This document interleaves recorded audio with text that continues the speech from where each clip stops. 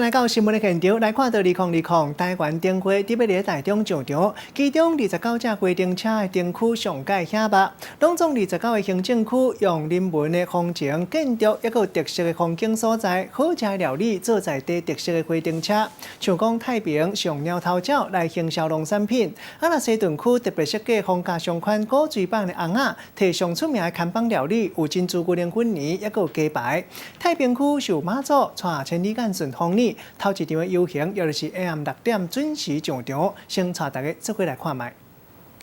鸟头鸟医生甲实体开保护民众的健康。太平区的火车顶造型真特别，顶下阁有太平的农产品比白乃至灵影，代表安康好业，真有活力，互人感觉到幸福的所在。暗时电火点落，一个出场就互人手机提起来一直翕。猫头鹰是我们太平的这个守护神的象征哈，那也是我们兴隆社区、卓越社区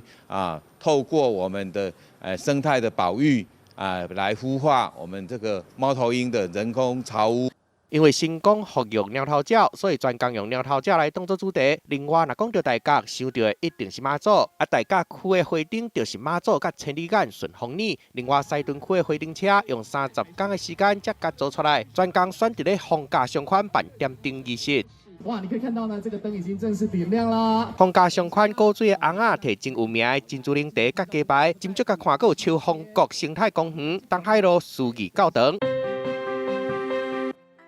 2020台湾灯会办伫台中，其中29花灯车灯区，请到29个行政区打造家己在地特色的花灯车。头一场的游行20号拜5暗时6点出发，嘛，互人真期待。记者综合报道。